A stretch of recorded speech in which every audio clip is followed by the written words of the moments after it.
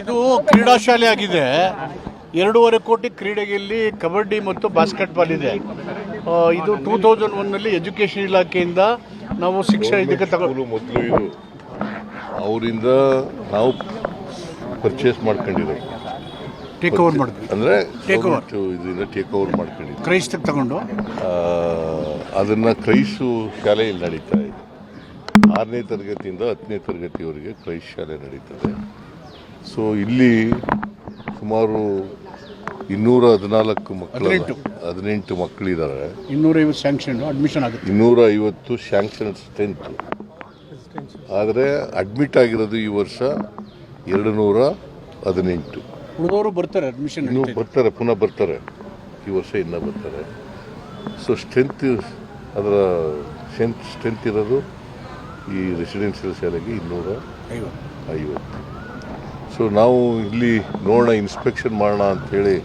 ಇನ್ನೂ ಸ್ವಲ್ಪ ಮೂಲಭೂತ ಸೌಕರ್ಯಗಳೆಲ್ಲ ಆಗಬೇಕು. ಇಲ್ಲಿ ಇದು ಗೌರ್ಮೆಂಟ್ ಶಾಲೆ ಆಗಿತ್ತು ಮೊದಲು, ಹಾಗಾಗಿ ಇದನ್ನು ಟೇಕ್ ಓವರ್ ಮಾಡ್ಕೊಂಡು ಇಲ್ಲೇ ರೆಸಿಡೆನ್ಷಿಯಲ್ ಶಾಲೆ ನಡೆಸ್ತಾ ಇದ್ದೀವಿ. ಸೊ ರೆಸಿಡೆನ್ಸ್ ಶಾಲೆಗಳಲ್ಲಿ ನಮ್ಮ ಎಜುಕೇಷನ್ ಕ್ವಾಲಿಟಿ ಇಂಪ್ರೂವ್ ಆಗಿದೆ. ಕಂಪೇರಿಟಿವ್ಲಿ ಗೌರ್ಮೆಂಟ್ ಬೇರೆ ಶಾಲೆಗಳಿಗಿಂತ ರೆಸಿಡೆನ್ಷಿಯಲ್ ಶಾಲೆಗಳಲ್ಲಿ ಕ್ವಾಲಿಟಿ ಇಂಪ್ರೂವ್.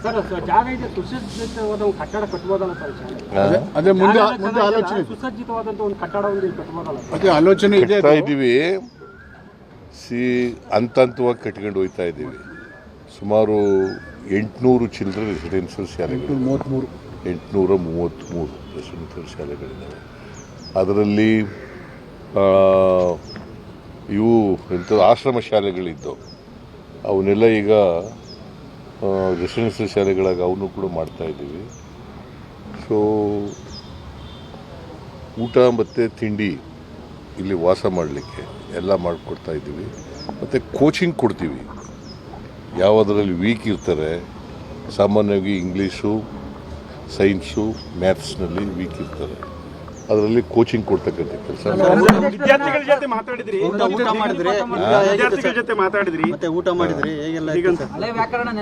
ಊಟ ಚೆನ್ನಾಗಿತ್ತು, ನಾನು ಹೇಳಿದ್ದೀನಿ. ಊಟ ಚೆನ್ನಾಗಿದೆ, ಸಾಂಬಾರು ಚೆನ್ನಾಗಿತ್ತು. ಅದಕ್ಕೆ ಕೇಳಿದೆ ವಿದ್ಯಾರ್ಥಿಗಳಿಗೆ, ಹಿಂಗೆ ನಿಮಗೂ ಮಾಡಿಕೊಡ್ತಾರೆ ಅಥವಾ ನಮಗೇನಾದ್ರು ಸ್ಪೆಷಲ್ ಮಾಡಿದ್ದಾರೆ? ಇಲ್ಲ ಇದೇ ಥರ ಮಾಡಿಕೊಡ್ತಾರೆ ಅಂತ ಹೇಳಿದ್ದಾರೆ. ಸೊ ಸಾಂಬಾರು ಚೆನ್ನಾಗಿತ್ತು. ನಾನು ಹೇಳಿದ್ದೀನಿ ಅವ್ರಿಗೆ, ಅಡುಗೆ ಮಾಡೋರಿಗೆ, ಇನ್ನೂ ಸ್ವಲ್ಪ ಮುದ್ದೆ ಚೆನ್ನಾಗಿ ಬೇಯಿಸಿ, ಅನ್ನ ಚೆನ್ನಾಗಿ ಬೇಯಿಸಿ ಅಂತ ಹೇಳಿದ್ದೀನಿ.